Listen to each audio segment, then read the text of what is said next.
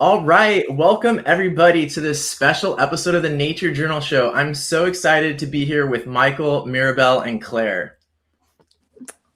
Hi, everybody. Hey, Mary. How's it Hello. going? All right, great. So let's dive in, and we're going to go counterclockwise, I think it is on my screen, with the questions. So we'll go from Claire to Mirabelle to Michael.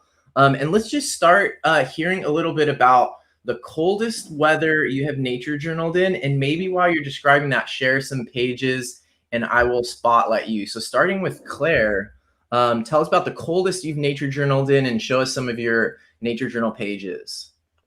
Yeah, so I live in Truckee, California in the Sierra Nevada mountains. So we have snow here in the winter. Although I'd say we have mild winter weather compared to some places as far as temperature. So I would say probably around freezing in the 30s, possibly high 20s is about the coldest that I've done nature journaling.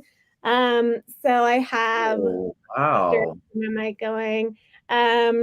Just lots of sketches that I've done in the cold. I tend to go for small and quick sketches when I'm out in the snow.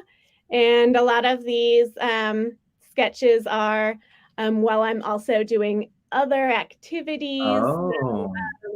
I snowboard, so I often put my little tiny sketch kit in my the pocket of my jacket and or carry it in my backpack if I'm in the backcountry. So cool, awesome. All right, thank you for sharing, Claire. How about you, Mirabelle? What's some of the coldest nature journaling you've done, and show us some of your pages? Yes, well, I'm from Quebec province in Canada. So I live near the border, the United States border. So it's in a town called Dunham. It's part of the Eastern Townships. The Loyalists moved up there in the 1850s. So it's pretty much Anglophone, but contrary to the rest of the province, which is French speaking. So you could probably hear my accent. So yeah, so I love nature journaling, and I love what you're doing on the Nature Journal Club. So it's really inspiring. And I started nature journaling on a regular basis, I think 2 years ago. So I've been journaling, trying to journal every week at least. So a lot of it obviously is in the wintertime. And you would think that probably in the wintertime there's less to see, but there's always something to see if you look carefully. So my coldest weather, I would say, would be last weekend. I went skiing. I went cross-country skiing in the Boreal Forest, about 300 kilometers north of where I live. So that was minus 30 degrees Celsius or minus 20 Fahrenheit. Really cold weather. My friends were, we had to move to keep warm. But every day I would try to find one thing on our trip that I would journal on. So that, for example, on the first day, I don't know if you can see, I brought some lichen on the trees, on the pine trees. There was some lichen. Yeah. So I journaled about that. So I journaled about this is me going downhill. Oops. Ooh. On the ski slope. And then questions about the lichen I found. On the second day, we had little Canada jays or gray jays following us on the trail. So I tried to journal about that. Oops. It's hard to show. And then on the third day, we had some animal tracks. So I tried to journal about that. But every day there's one little thing. You can't spend too much time sitting down in the snow in the cold, obviously, but I try to take one thing, sketch it down. Then once we're back in the chalet, in our little cabin by the campfire, I try to do some research on what I found and try to find answers with a hot cup of tea and friends drinking wine while I journal, and then we laugh about that. Nice. But then I can also say I have some more complex journaling done. Yeah, oftentimes, let's dive into those. Let's dive into yeah, those in a second and kind of do this in sure. little rounds here. But thank you so much for sharing about that cross country and skiing and nature journaling experience. That's really awesome. Okay, how about you, Michael? Could you briefly describe the coldest weather and show some pages of yours? I'd be happy to. My coldest weather. I'm from Maine. I live near Portland, but I do a lot of things in Alaska. I've had a lot of artist residencies and stuff, which kind of how I started nature journaling is to do these residencies and sort of follow through and explore that way in different wilderness areas. And right before the pandemic, at the end of February of 2020, I was in Fairbanks and got to go to Yukon Flats National Wildlife Refuge and work on a lynx project with the U.S. Fish and Wildlife Service. And we got flown into a small cabin on a frozen lake, and we drive around in snowmobiles and check these traps for lynx. They made these plastic PVC piping traps that the lynx would go into for bait. The door would come down, a signal would go off, and we'd rush on the snowmobiles to go find these cats. It was really, really cool. I was just there for a few days, but I'll show you some of my nature journaling from that. It was -20 most of the time, just like Mirabelle. I'll get the hang of the backwards thing. These are just a few sketches from the cabin we were staying at. I didn't do the watercolor in -20. I'm not that hardcore. I don't have a little bottle of vodka, and if I did, I would probably drink it. Wow. So this is one of the lynx we caught. It was sedated at first, and then it sort of slowly wakes up and then takes off. The watercolor piece is done after the fact. And just notes. It was a really amazing experience. I was so lucky to be able to do that stuff. And then I got to go back to the refuge office in Fairbanks. They had a lynx skull and a pelt, so I could do a little more detail and sort of zoom in a little bit more on how the animals are put together. Awesome. Great. Awesome. So cool to hear that sort of tidbit from everybody. And then I'm really excited. There's already some questions in the comments, but I feel like each of you has already brought up some of these like really important topics around strategies and personal experiences. And we will try to get into all of those and learn as much as we can from each of you. So first, right now, we'll go around and do a chance for people to maybe talk a little bit. Most of you have explained where you're coming from, but now let's have a chance to just maybe say a little bit about who you are. Maybe like Michael, for example, is talking a little bit about some of what he does. Maybe each of you can describe a little bit like your elevator speech of like what you do, who you are, if nature journaling is a hobby or sort of more connected to your profession. And then in addition to who you are and where you are, a little just about why do you nature journal in the cold? Why do you actually do it in the cold, and why not just wait until summer or go visit family somewhere warm? So who you are, where you are, and why do you nature journal in the cold? And we'll go through the same order, starting with Claire.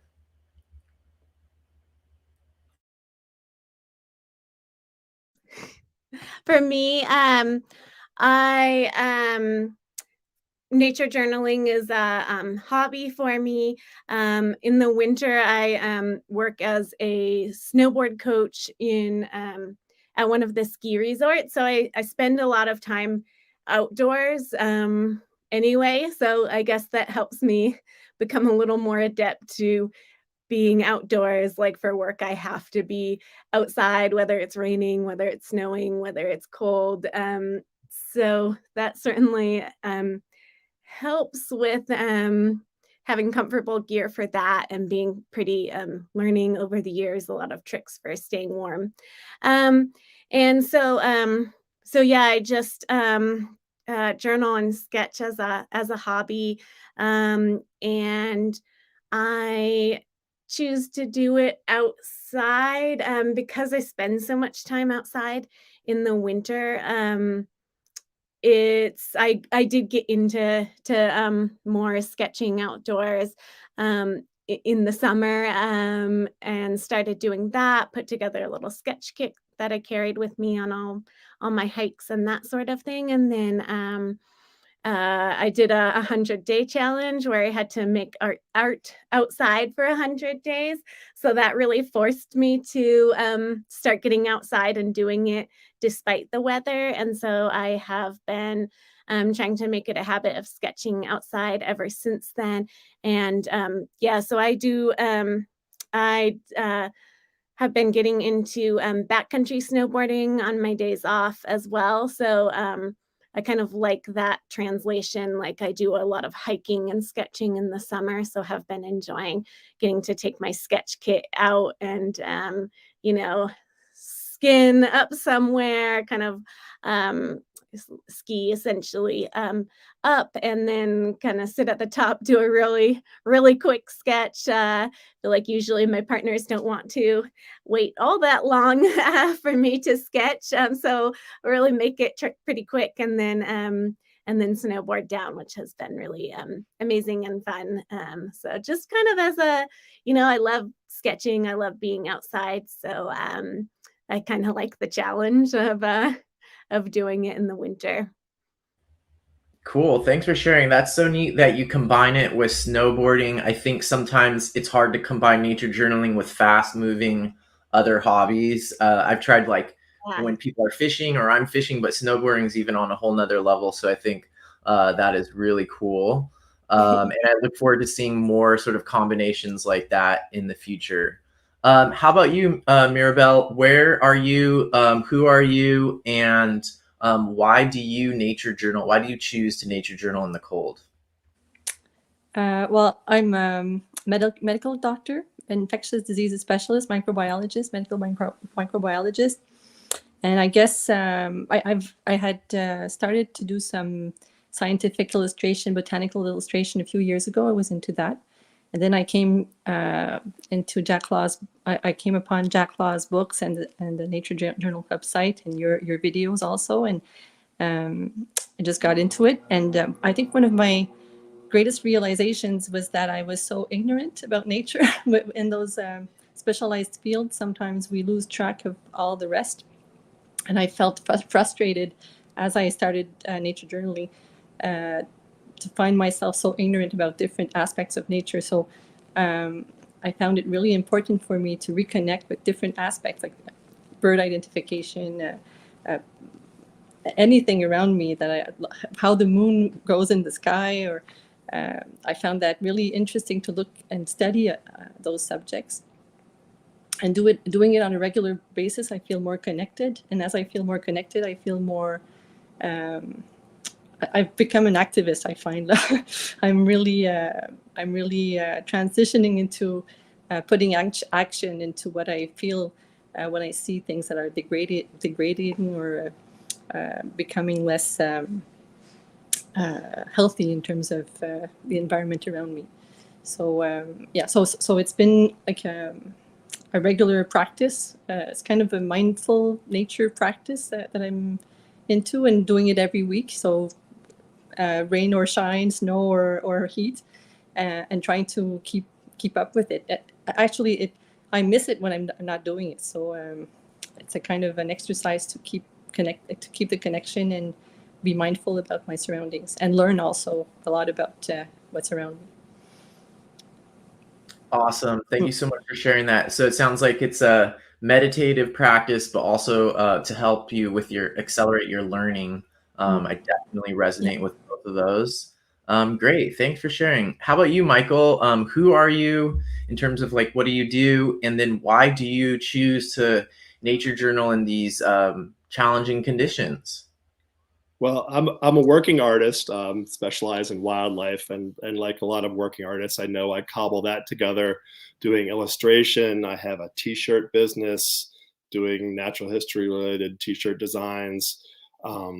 I sell paintings once in a while. I teach classes, you know, just the whole whatever I can sort of plug in to make some money. But I started nature journaling. Looking at wildlife stuff, and like I said, doing residencies. And 2019 was a really great year for me because I started in the beginning of the year, I started doing the Maine Master Naturalist program. And part of that program is a very regular nature journaling experience and a sit spot that you go and explore. And I started in January, so I was out of my sit spot in January watching this vernal pool sort of melt and the tracks and sort of following all that stuff. So got really involved in that. And then later that year in the spring, I got accepted to be the artist in residence at Arctic National Wildlife Refuge in Alaska. And that was a really amazing experience. I was in a bird camp for 2 weeks on the coastal plain in June, late May, beginning of June, actually late June, beginning of July, sorry.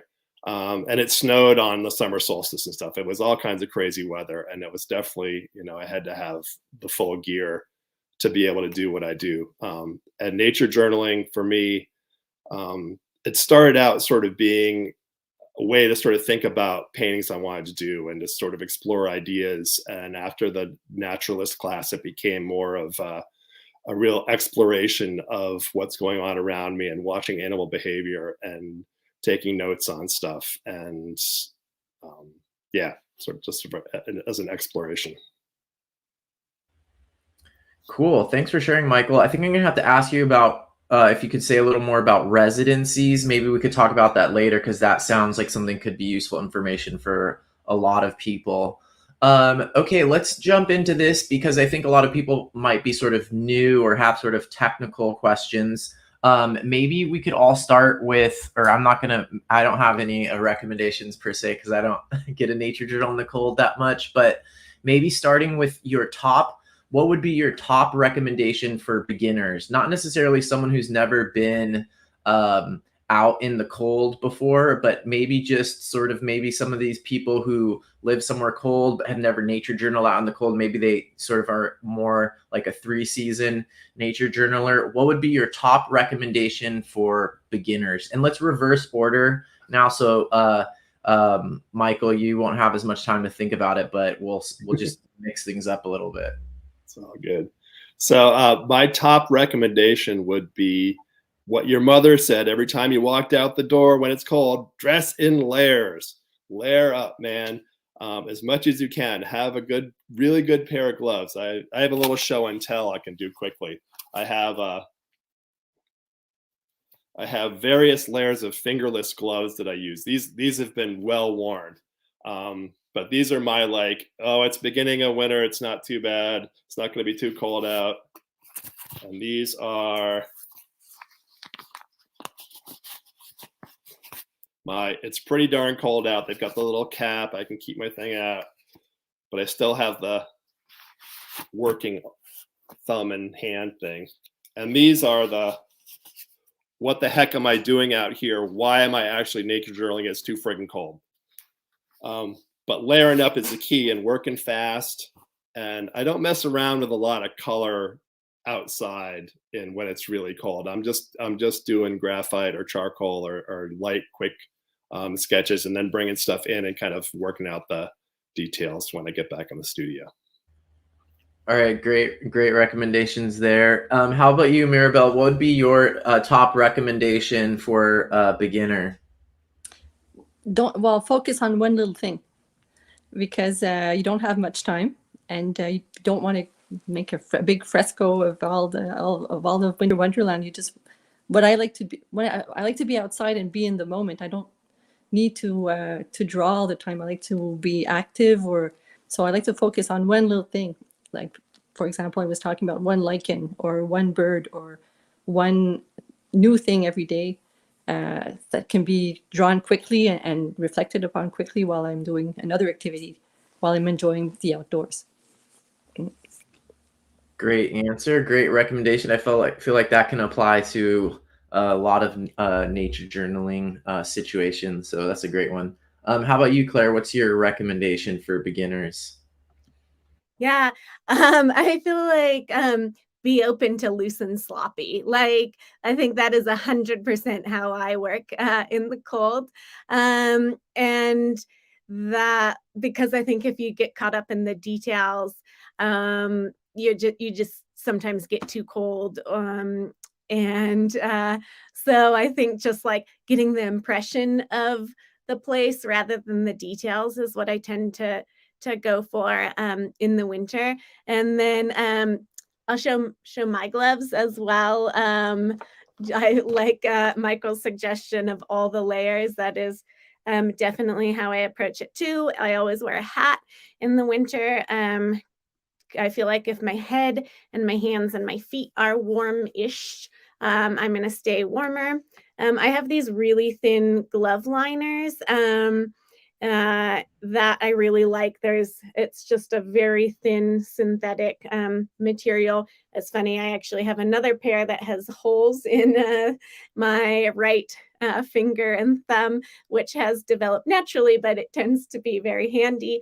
So I wear these, and then if it's really cold, I have like cozy mittens for like going to and fro. And I tend to like keep that cozy mitten on my left hand and just have my glove liner on my right hand, which I feel like these are so thin that I still get good dexterity to hold my pencil or my brush in them.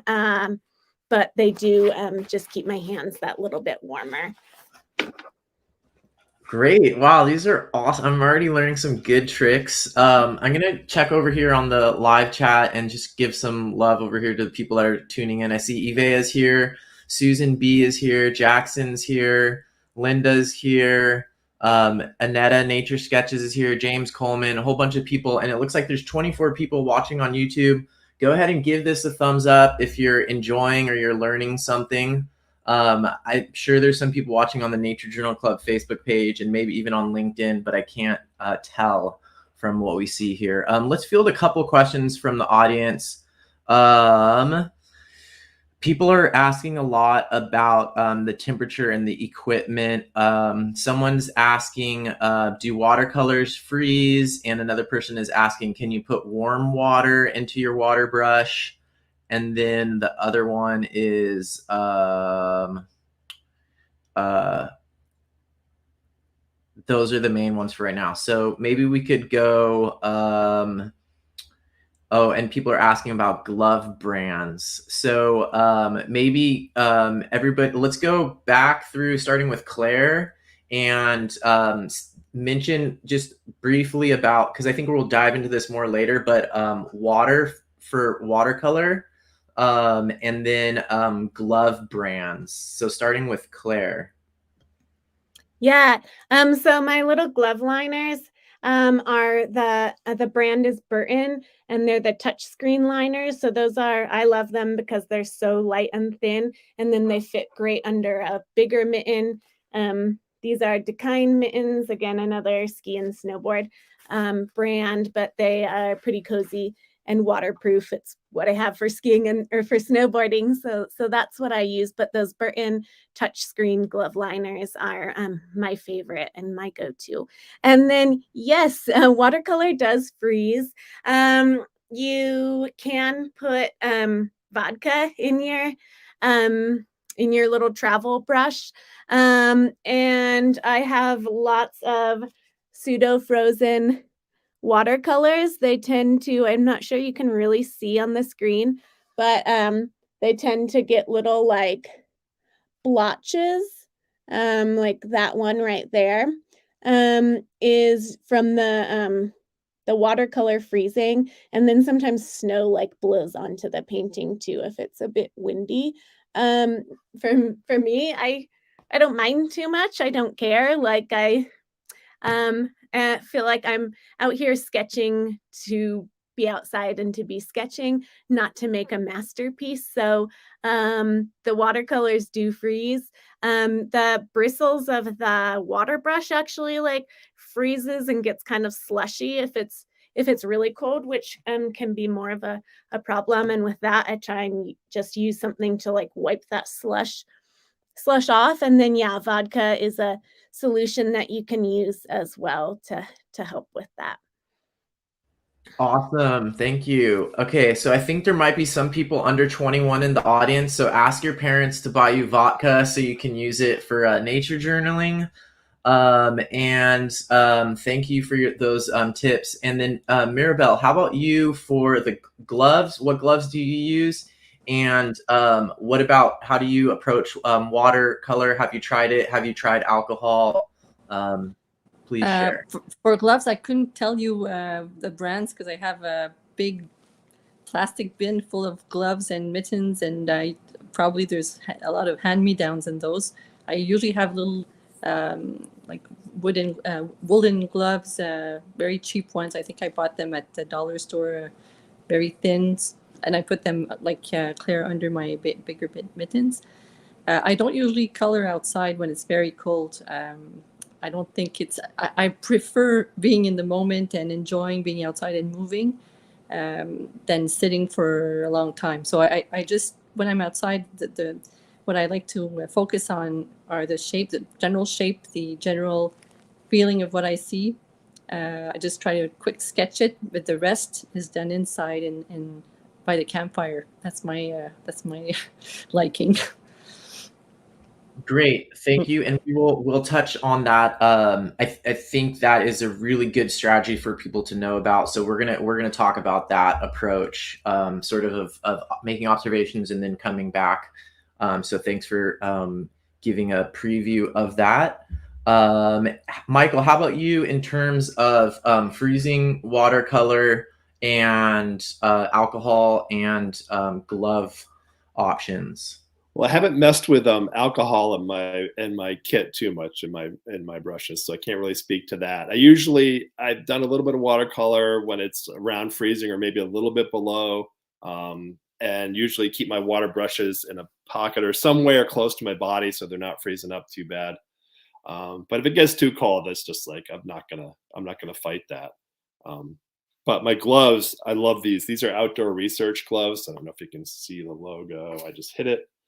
These are my favorite winter gloves. Get them in the camera with a cup over the hand and the thumb. Get them in the camera again. The backwards thing is really tricky. So I like these a lot. These are good for. I think these are the gloves I had on at in Alaska when I was doing the Lynx stuff. And I usually have a pair of glove liners too that are also outdoor research. Little wool glove liners that I'll wear inside.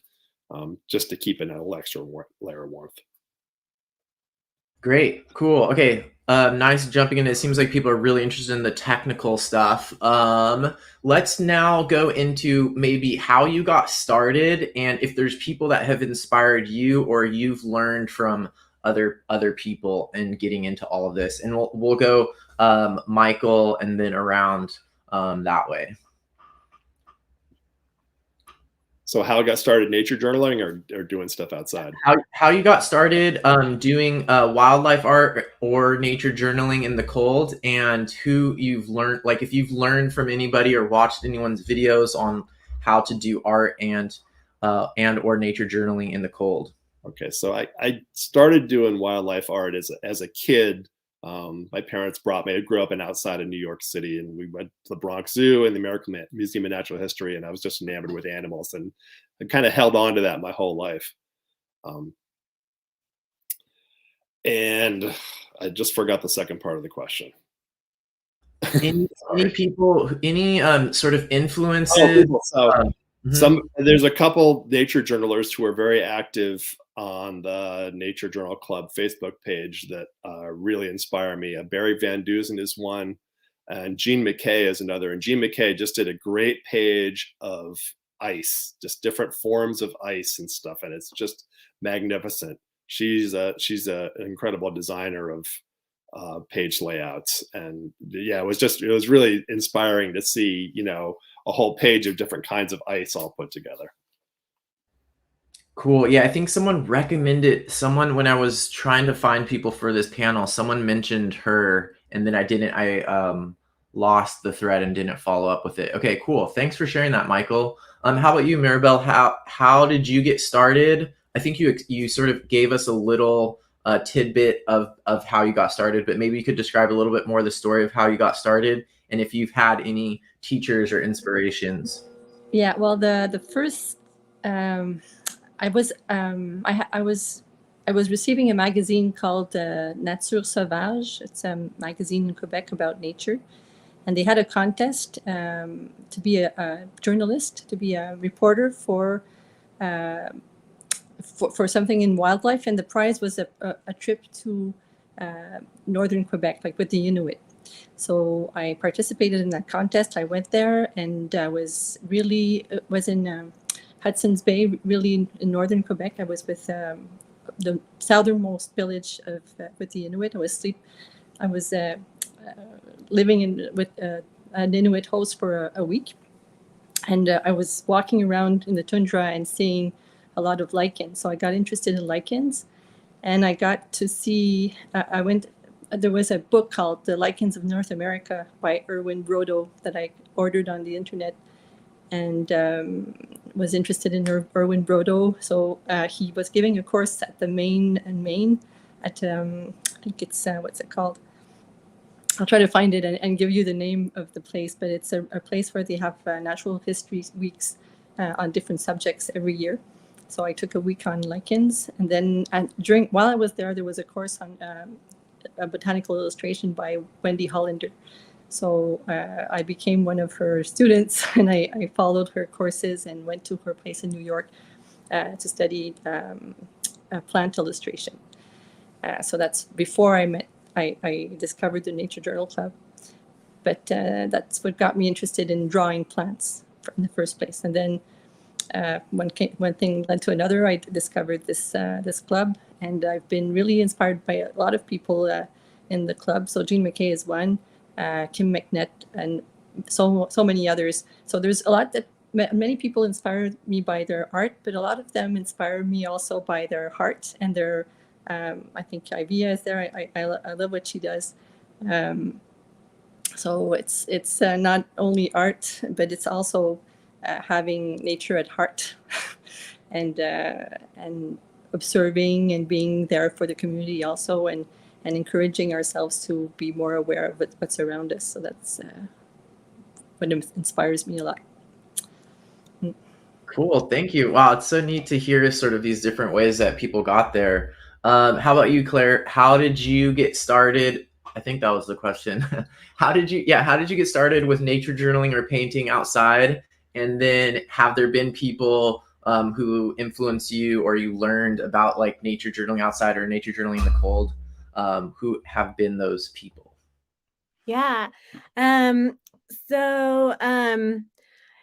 Yeah, I guess what first got me sketching in the cold was when I started this 100-day project of making art outside for 100 days. And so with that, you have limited time. Oh, and that was part of why I wanted to do that, was to make time to make art, whether that was like a 3-minute sketch on a Post-it note, or, a 1-minute sketch on a Post-it note, or that sort of thing.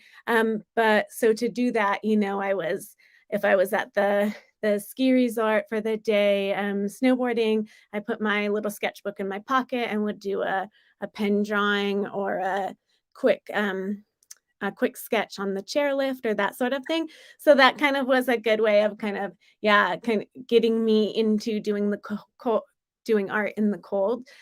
Prior to that, I had been sketching outdoors a bit, but only in the summer, like while I was hiking or that sort of thing. So that was kind of my introduction to getting out in the winter and sketching. And then I attended John Muir Law's. I had been following him and had a few of his books.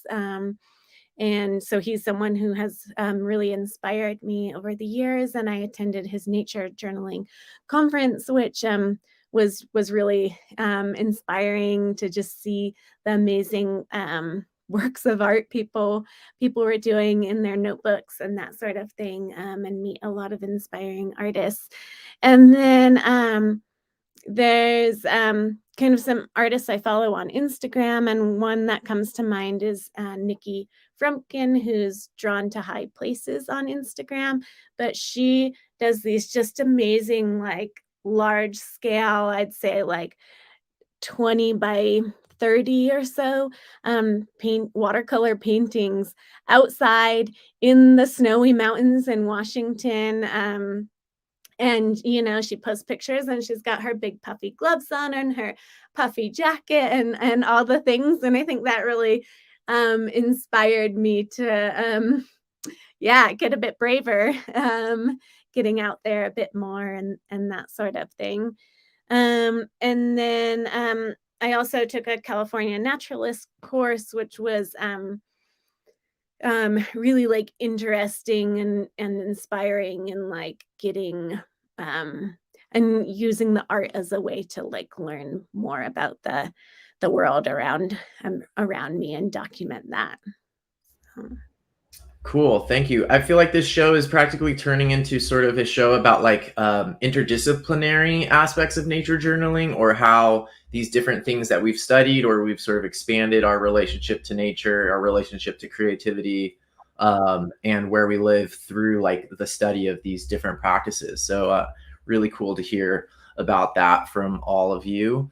Okay, so let's do some of these questions here about maybe just a short answer one, and we'll give Michael a break and go back to our starting with Claire rotation, and just share maybe what is the hardest part? What is the hardest part about nature journaling in the cold? And maybe like a little anecdote or a short answer on that one. So what is the hardest part about nature journaling in the cold? Starting with Claire.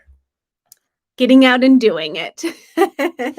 Like, it's so easy just to stay cozy, or like to also, like with the other activities I do, snowboarding and touring, like sometimes it's easy to just go do that and not to bring my sketchbook along, or not to get my hands out of my cozy mittens and do it. So I think I think that the starting of it can be the hardest part. So getting yourself motivated. And for me, a lot of that is like having gear that keeps me warm. Like, I'm miserable if I'm cold. So having things to keep me warm goes a long way for actually doing it.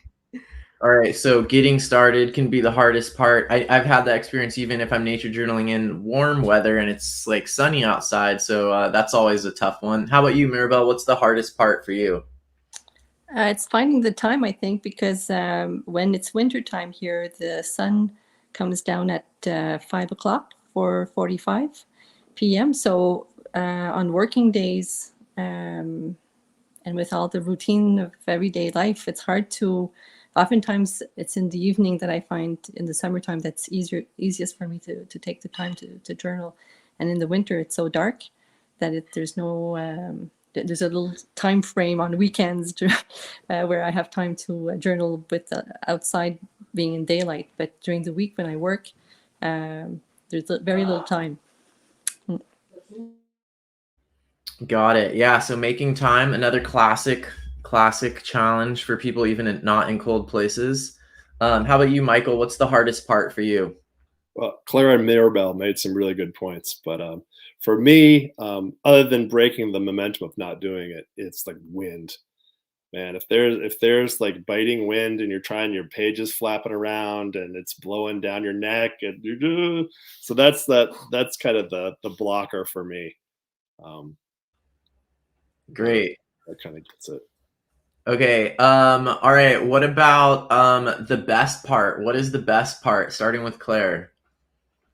Doing it.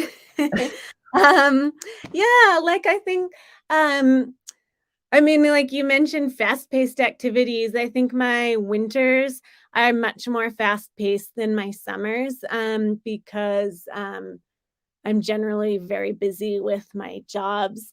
And then snowboarding at the ski resort is fast-paced. The chairlifts are fast. They don't feel fast until you get out your sketchbook and your watercolor paints, and you can barely get anything done on that one lift ride. So I think my winter is really fast-paced, where summer I have feel like the days are longer, so it's easy to get in time after work or that sort of thing to like be outside and enjoy nature, and at a slower pace, like go for a hike or sit at the lake, or sit and sketch. So for me, I think that slower pace is something that is missing for the winter. So the past year or two, I've got a little bit more into backcountry touring, which is essentially I have a split board that turns into skis, so I can walk uphill and then turn it back into a snowboard and snowboard down. So I found that like hits that slow pace that I like. That's more in line with hiking, where I can like go at a slow pace and like be like looking around, enjoying the environment, like listening to the birds or the snow falling off branches or whatever it might be. And so nature journaling outside is another way of bringing that like slower pace and like studying or looking at the world around me and enjoying it. And it's hard to sometimes make the time, but then I think that's what I enjoy most about it, the forced slow pace of it, or taking a minute to look around and enjoy it. That is so interesting because that is so different from what I would have expected, or like where I live, people always talk about, oh, the winter is the time for slowing down. So really always interesting to hear other people's perspective and just realize that is reality for some people out there. So, okay, cool. And then Mirabelle, how about you? What is the best part about nature journaling in the cold for you? It's the cold air. It's so crisp when you breathe cold air. It smells. There's some freshness to it. It fills your lung with fresh. I don't know how to say it. I love breathing cold air. It livens me up, and I also like the peacefulness of it, because in the winter it's more quiet. The snow gives like the noises are more dampened, and everything is like you're surrounded by a coziness. But I think the number one thing is breathing cold air. I love that, especially when I am all day working in the hospital with a mask on my face. The first thing I love it. It's always nice to take the mask off, but in the winter it's especially nice because you have that cold, fresh air.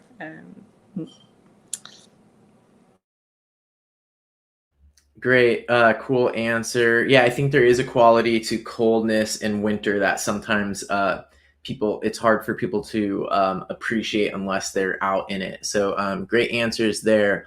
Okay, let's dive into the lightning round, and then we'll come back and talk a little bit about techniques. So basically what we'll do is everybody just unmute yourself, and then we'll go we'll keep up the starting with Claire. Sorry, Claire.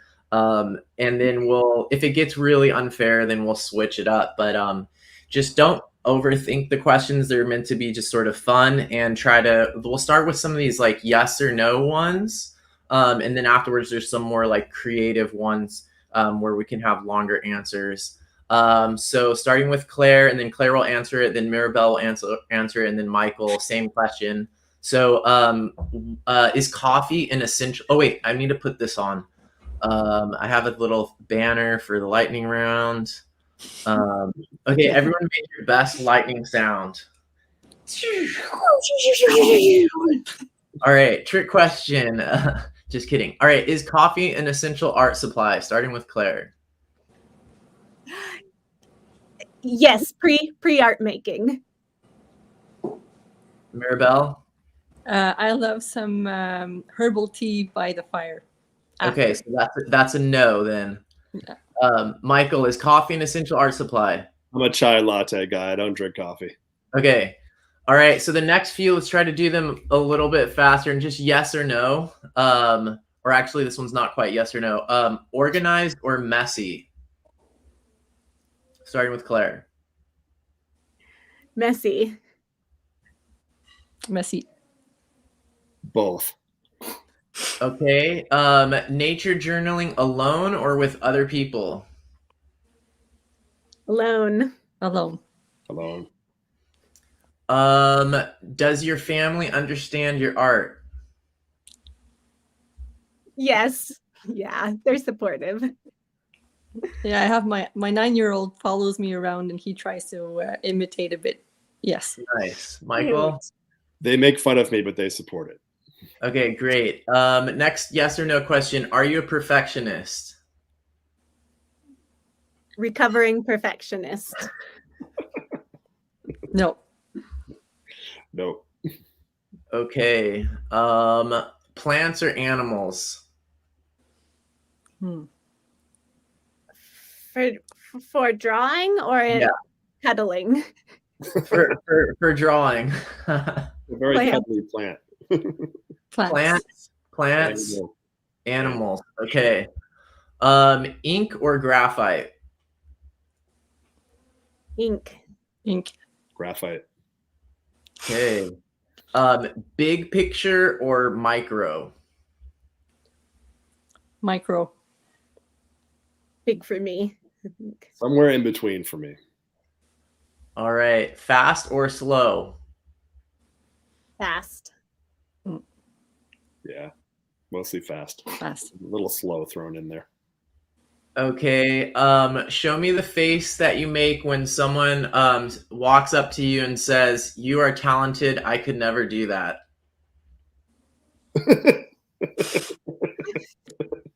All right, nice ones. Okay, last two questions for the lightning round is, and this was a little bit longer answer. So starting with Claire, what is your nature journaling, or if you could have a nature journaling superpower, what would your superpower be? Ooh, maybe never having cold hands. Great. Okay. Mirabelle, what would your nature journaling superpower be? I had answered that question a few months ago. So it's a hard one, but I think it's being able to hear at a molecular level what's happening. Like by a tree, you don't hear anything, but there's so much going on. I'd like to hear more. Awesome. Yeah, that's super cool. All right, Michael, how about you? I'd like to have super powered zoom vision so I don't have to lug my 10-pound scope everywhere to try to look at birds that are far away and sketch them. Nice. That is a good one. Okay, and then last lightning round question is, if there was a nature journaling Olympics, which event would you compete in? Starting with Claire. Oh gosh. This question hopefully will help this video perform better on YouTube since everyone's looking for Olympic stuff. Usually nature journaling is not really the most popular topic on YouTube. No, just kidding. Well, I guess mine would probably be snowboard slalom while splashing watercolor paint on my paper. That sounds awesome. I would definitely watch that on TV. All right, how about you, Mirabelle? Which nature journaling Olympics event would you compete in? So obviously a Winter Olympic. It doesn't have to be. Yeah, no. Well, for me, obviously, Okay. And would be a cross country biathlon with cross country, but instead of having a what do you call them, a rifle, would be a pencil. Oh my gosh, that would be. Could you imagine how cool that would be? They pull out like sketchbooks from their backpacks and then jump on the ground. Oh my gosh, that sounds like it could be a real thing, actually. Okay, how about you, Michael? I would go for speed snowy owl sketching. Ooh, I like the alliteration in that one. Okay, great. Good job in the lightning round, everybody. That was super fun. Let me make sure I can turn off the little sun there. You all survived the lightning round very well. Okay, so this is, let's talk a little bit about the techniques here. Maybe what we could do is, since we're sort of running out of time a little bit, maybe what we could do is kind of just talk a little bit about your process, and think about this from the perspective of people who haven't done that much nature journaling in the winter. What is sort of your process? And yeah, how would you sort of walk us through your sort of nature journaling in the winter? And let's start with Michael. Cool. So I get fairly organized beforehand. If I'm doing outdoor stuff and it's cold out, I have where I can grab one. I don't have one handy. I've got this great pencil that has an eraser on the end. It's really nice. graphite. I have that ready with my sketchbook and a backpack or a sling or something, and I'll tromp out. And I'm usually doing wildlife. I'm looking for birds or something. So I've scoped out where they are, head to the location, all warmed up with a lot of layers and big boots and stuff. I've got my scope. I usually bring a camera too, because if I'm sketching birds and they're moving around, I might get like these terrible scribbles of, this, that, and the other thing that I'll want to sort of edit back in the studio or redraw underneath. This is what it really looks like, despite my worst efforts in the field. And yeah, that's it. So I usually carry a lot of gear. That's why I wanted the telescope vision. There's a lot of stuff to lug for looking at animals, but Then do you draw standing up when you're there? It depends. I have a portable like tri-stool that I bring. It depends on the situation and how long I'm sort of geared up. I'm usually far enough away with the scope that I'm not disturbing anything. But if I'm there set up, other people might show up to see, and then if other photographers show up and the animal starts getting sketchy, I want to sort of leave and not disturb it anymore. Okay, got it. So you get organized in advance. You have sort of a target location where you think you'll be able to find the species that you're looking for, the animals in particular. And then you also bring a lot of gear, including cameras, so you can take photos to work from later. Is that correct? Yep. Cool. Okay, that sounds like a pretty good strategy there. How about you, Mirabelle? What kind of approach do you take usually with your winter nature journaling? My primary objective is not to nature journal when I go out, but I always have a little well, I have my iPhone for sure, and I have my little booklet to take notes with me all the time. So, but I always have in the back of my head, what is there to see? Is there something I haven't noticed? Something new that would be interesting to take notes on? But my first objective is to be outside and just enjoy the outdoors and do winter sports or a walk. And but I have that in mind. And if I see something, that's my one little thing I'll be journaling about. And I'll just take notes on what I saw. And then, as I said, when I go back home or in the warmth, then I reflect on it and take some time to put some color and research on the subject that interested me during that walk. Got it. So nature journaling is just another tool for you for connecting to nature, maybe you could say? Well, it's every day. It's like even walking to work. Sometimes I see a new bird I hadn't noticed before. Even in an urban setting, I'm just walking outside to work. I have a kilometer to walk, but I keep in mind, okay, that's something new. Okay, I'll take a picture of it. I'll take notes on it, and then when I have more time, I'll take time to make something more refined, a more refined sketch. Got it. So you're adding to the nature journal pages when you get home. Yeah. Got it. Okay, cool. How about you, Claire? Walk us through sort of your usual process. Yeah. So I have a little sketch kit, which has a small sketchbook about this size, like sort of 3.5 by 5. That I found has been a good size for me for getting out because it's so small. It's easy to just carry around in this little kit, small enough to shove in a jacket pocket if I don't even want to carry everything that's in here. Sometimes I just bring the sketchbook and a pen, or the sketchbook and like my tiniest a watercolor kit. But I have this always like ready to go. Like the things that live in here permanently. They don't come out of this kit and live on my studio desk at any time because they could get lost there. Or, like I just want to have this kit ready to go and to grab at all times. Because I've found if I have to like think about what I need for that, I'm much less likely to grab it and to do it. So I have that, and I generally check the weather always just to see what the high is going to be, what the current temperature is. Here we have such massive temperature swings where this week it's in the teens. Fahrenheit in the mornings and 50 degrees in the afternoon.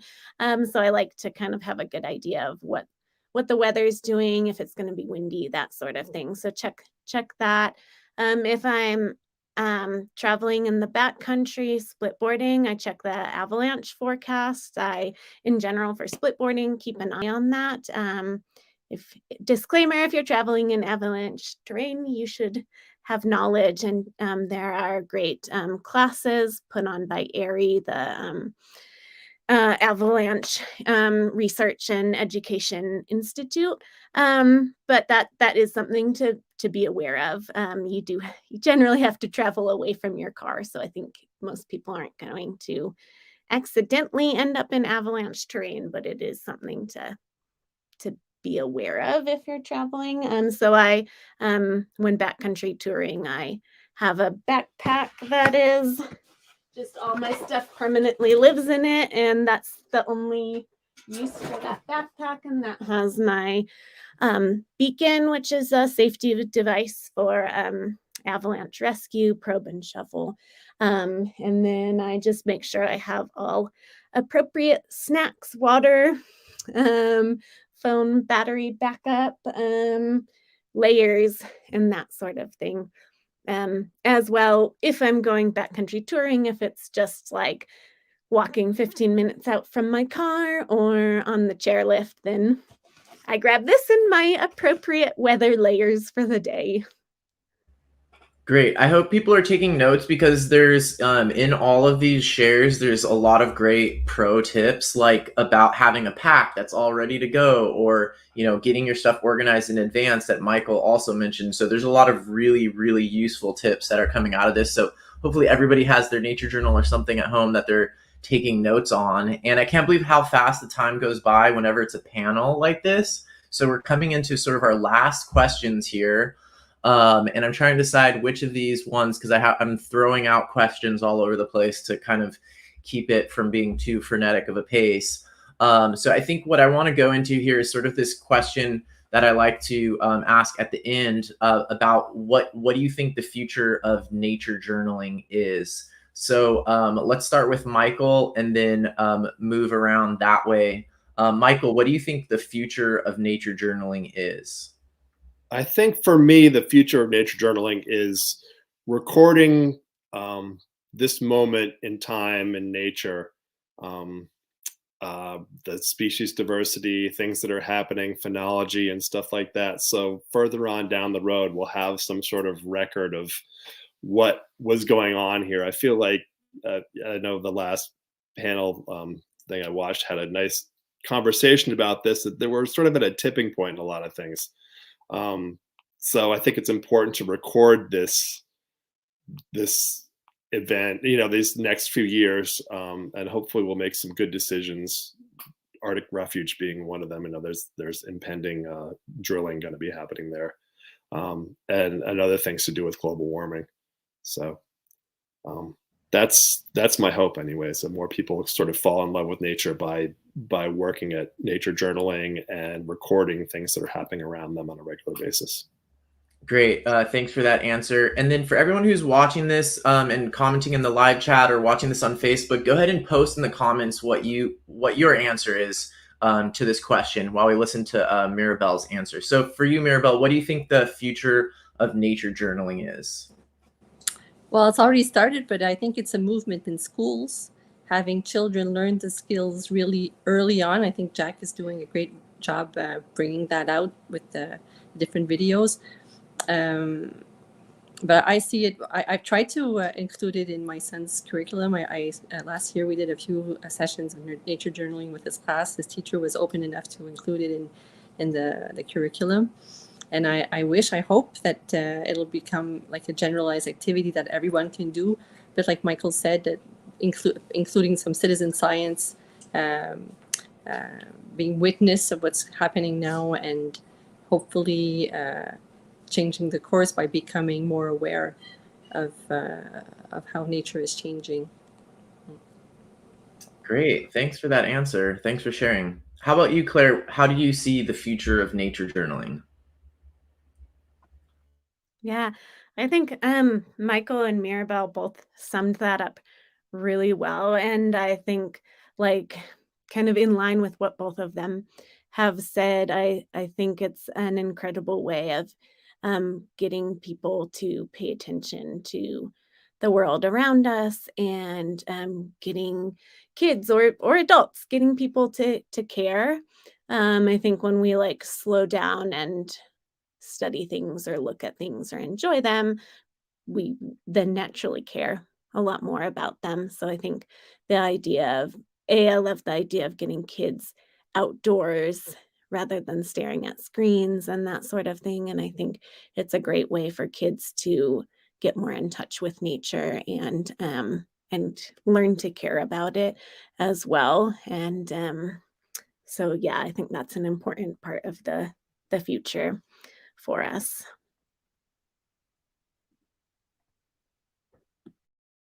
Thanks for sharing on that one. And always love asking that question and hearing people's answers. Let's go into now, just now that you're on still, Claire, how about where can people find out more about what you're up to or see more of your work? What's the best place for them to check out more of your work? Yeah. So Instagram is a great place to find me. I'm regularly, well, I say regularly, I feel like a winter. I haven't posted much, but that's where I post, yeah, like where I'm at, where I'm sketching, what I'm painting, that sort of thing. I also I teach workshops here locally with Atelier in Reno.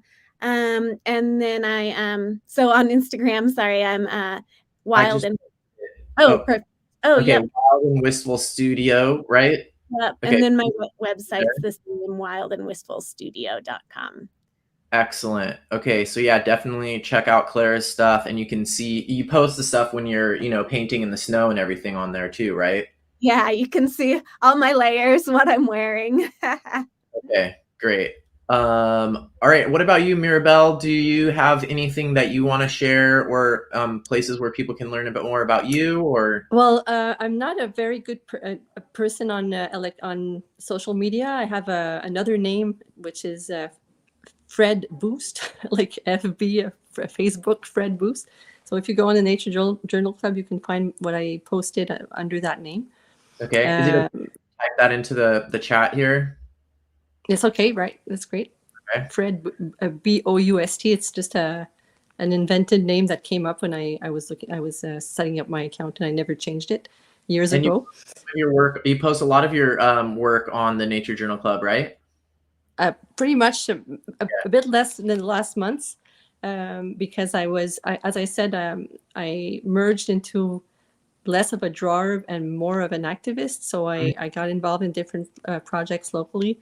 One of them was at my town in Granby, town where I have a house.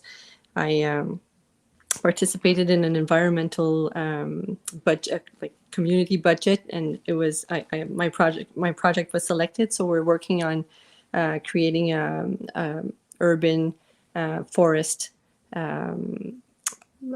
like forest garden actually. So that's what I'm working on right now. So it's more like an activist or a environmental project more than meditation or drawing process I'm into now. But if you look on Facebook, on the Nature Journal Club Facebook page, under Fred Boost, you can find my posts sometimes. Cool.